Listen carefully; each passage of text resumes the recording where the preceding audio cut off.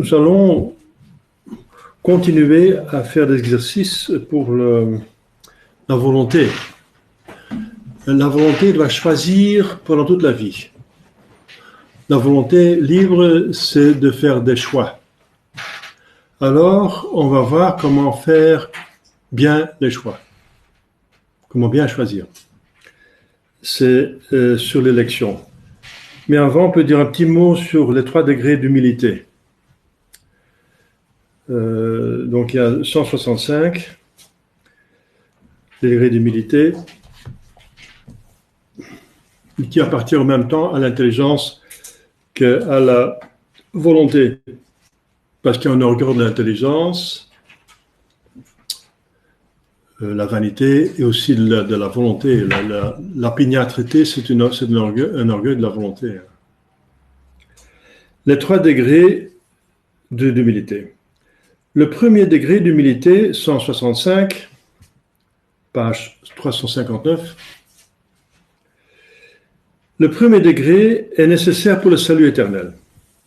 Il consiste à m'abaisser et à m'humilier autant qu'il me sera possible et qu'il est nécessaire pour obtenir en tout, de obéir en tout à la loi de Dieu, notre Seigneur. De sorte que, quand on m'offrait le domaine de l'univers, on m'offre 100 000, 1 million, 10 millions de dollars, d'euros, l'univers. Quand on me menacerait de m'ôter la vie, vous faites ceci ou bien je vous tue, je ne mets pas même en délibération la possibilité de transgresser un commandement de Dieu ou des hommes qui m'oblige sous peine d'un péché mortel. Voilà. Pour rien au monde, je fais un péché mortel. Par obéissance, humble obéissance à Dieu. Donc c'est le premier degré d'humilité selon Saint Ignace. Saint Benoît la voit d'une autre façon. Second degré d'humilité est plus parfait que le premier. Il consiste à me trouver dans une entière indifférence de volonté et d'affection entre les richesses et la pauvreté, les honneurs et les mépris, le désir d'une longue vie ou d'une vie courte, pourvu qu'il en revienne à Dieu une gloire égale et un égal avantage au salut de mon âme. Donc, si c'est égal, l'effet, la suite, le moyen m'est aussi égal. C'est magnifique, donc vous accordez au but, pas au moyen. De plus, quand il s'agirait de gagner le monde entier encore, le monde entier, il y a beaucoup de gens qui se font corrompre pour d'argent. Si on propose assez d'argent, on va assez loin. La franc-maçonnerie dit que la plupart des gens, on peut les acheter si on va assez loin, leur proposer assez d'argent. S'ils ne réfléchissent pas, on donne davantage. Si pas, on donne davantage. Et à un certain moment, ils vont craquer. Eh bien, ici, il y a marqué pour rien au monde.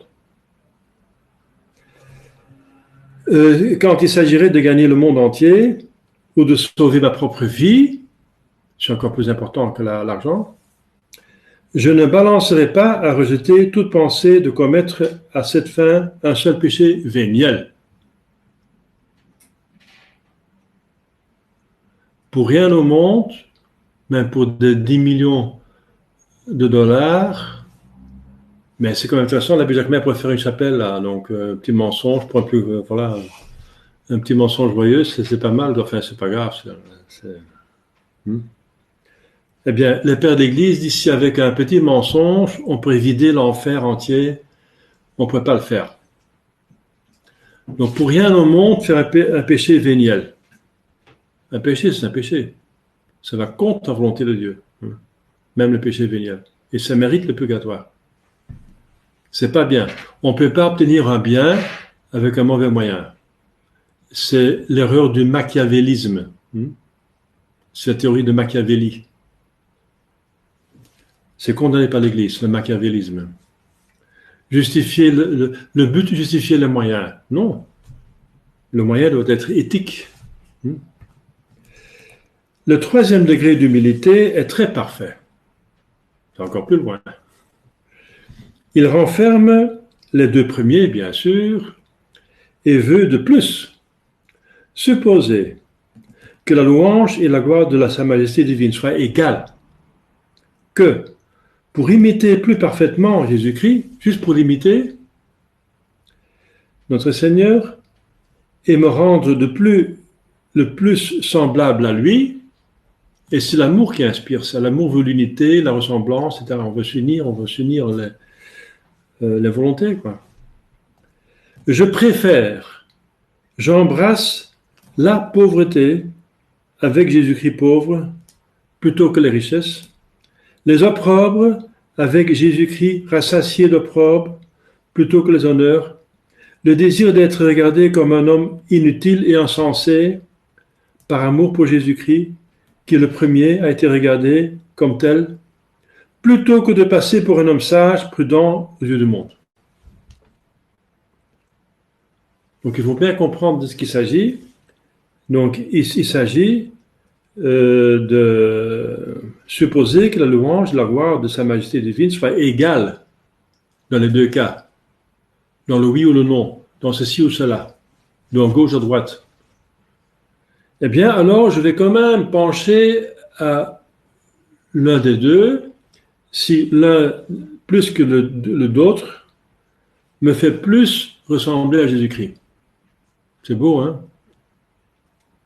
Eh bien, c'est le 3e degré d'humilité, selon saint Ignace.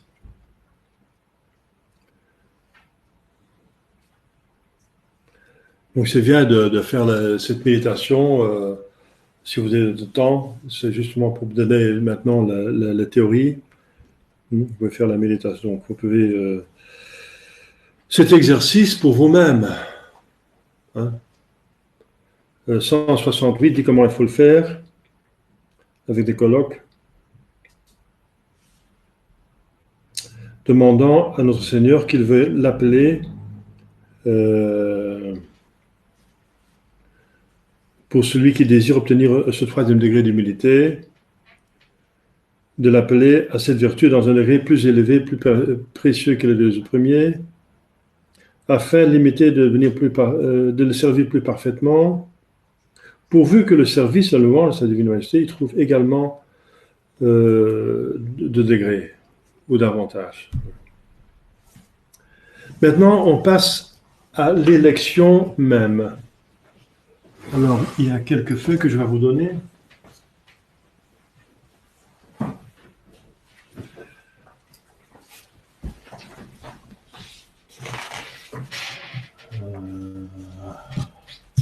Un, deux, trois, quatre.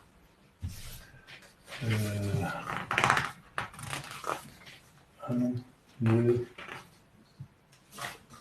trois, quatre. Ça c'est un jeu.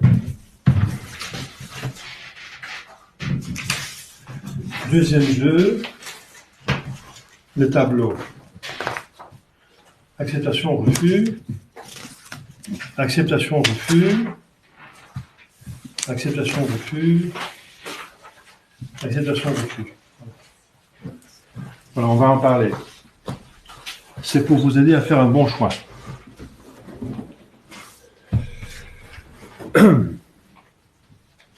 Numéro 169.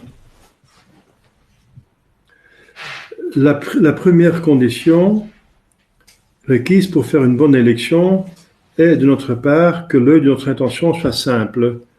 Voilà. Donc il enfonce le clou sur la différence ignatienne. Que je dois considérer qu'une seule chose, la fin pour laquelle je suis créé. Pour faire un choix, on commence par affiner, mettre à jour, à l'état, à niveau, son intention. Or, cette fin est la gloire de notre Dieu, notre Seigneur, nous le savons, cette première méditation, de cette retraite, et le salut de mon âme. Donc, quelle que soit la chose que je me décide à choisir, ce doit être pour qu'elle m'aide à obtenir cette fin, cette deuxième méditation, me gardant de subordonner et d'attirer la fin au moyen, mais dirigeant le moyen vers la fin, comme il faut. Un grand nombre de personnes commencent souvent par se déterminer à embrasser l'état conjugal, par exemple, qui n'est qu'un moyen pour le but qui est le ciel. Et une fois qu'ils sont mariés, ils ont pensé comment est-ce que je vais maintenant aller au ciel. Mais ils décident de se marier, et une fois mariés, ils vont dire maintenant comment je vais aller au ciel. Mais c'est le monde à l'envers. Précisez d'abord si le mariage est votre voie au ciel. Si c'est votre voie qu'il faut suivre, etc. C'est un exemple assez courant. L'état conjugal qui n'est qu'un moyen, puis à servir dans cet état Dieu, notre Seigneur, ce qui est notre fin. D'autres commencent également par prendre la résolution d'accepter, ils parlent des bénéfices ecclésiastiques parce que c'était une plaie à l'époque, que les gens devenaient prêtres ou abbés pour l'argent. Voilà, je vous ai parlé, les richesses.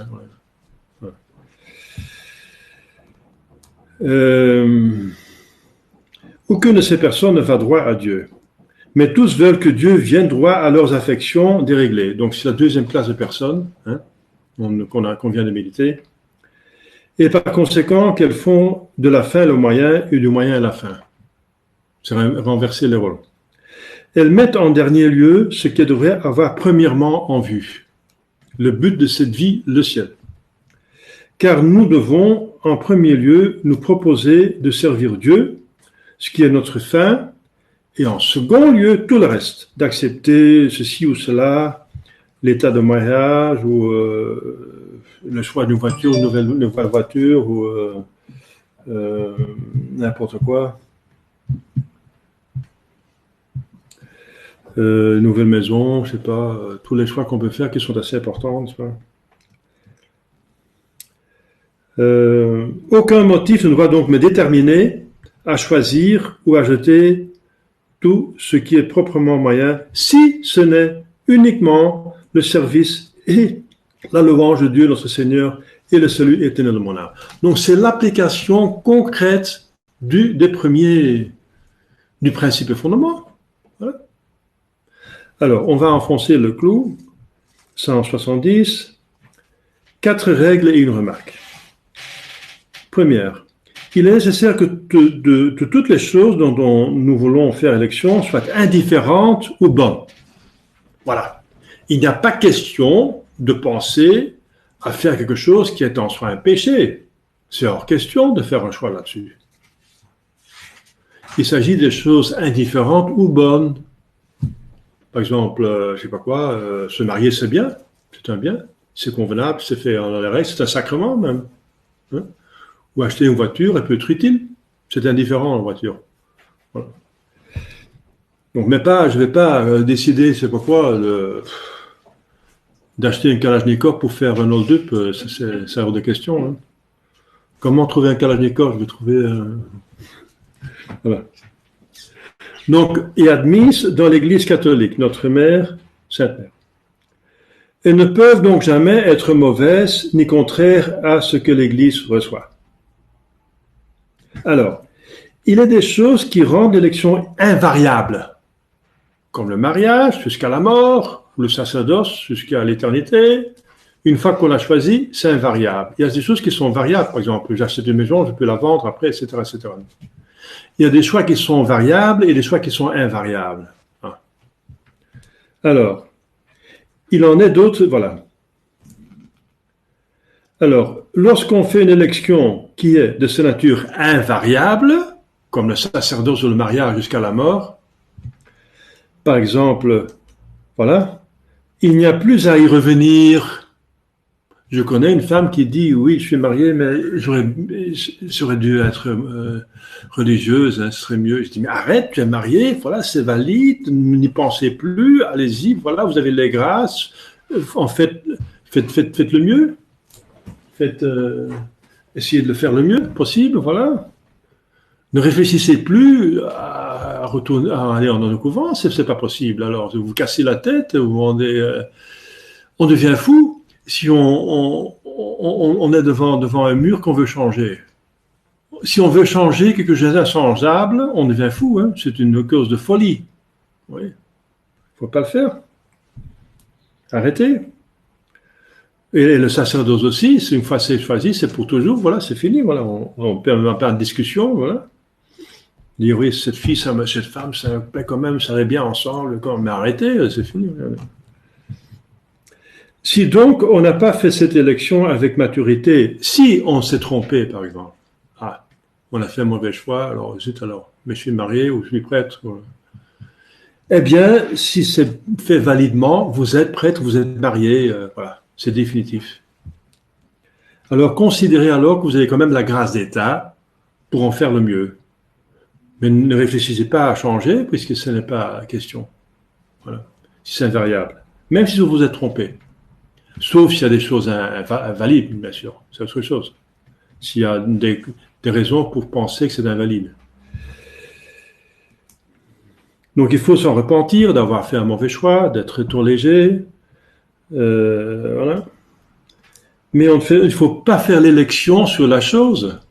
C'est invariable, c'est tout, fait une finale. Essayez maintenant de trouver des moyens pour le faire le mieux pour le reste. Le bon Dieu nous donne toujours des solutions. Quand il ferme une porte, il en ouvre une autre. Voilà. Quand le bon Dieu ferme une porte, il en ouvre une autre. Donc beaucoup de personnes se trompent en prenant une élection semblable.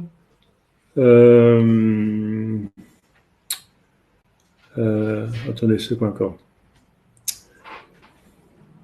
Voilà, donc il faut essayer de s'en repentir et de mener une vie régulière dans l'état que l'on a choisi qui est invariable. Bien que cette élection ne soit pas, ce semble, une vocation divine. Vous n'avez pas la vocation et vous avez forcé la chose. Et vous êtes prête maintenant ou vous n'êtes pas fait pour le mariage, vous êtes marié quand même. Pour une ou autre raison moindre. Eh bien, voilà. Parce qu'elle est faite avec une intention oblique et avec affection déréglée. Beaucoup de personnes se trompent en prenant une élection semblable pour une vocation divine. Non, ça ne vient pas de Dieu. Car la vocation divine est toujours pure et sans souillure, sans mélange d'inclination, de la chair et des sens, ni d'aucune autre affection désordonnée. Si on a fait 173 d'une manière sage et convenable, sans prendre conseil de la chair ni du monde, une élection qui est en elle-même variable, il n'y a pas de raison pour faire de nouveau l'élection non plus. Donc si vous avez fait une bonne élection, dans des choses qui peuvent changer, il ne faut pas revenir non plus. C'est une bonne élection. C'est pas raisonnable d'encore chercher à déménager encore une autre fois.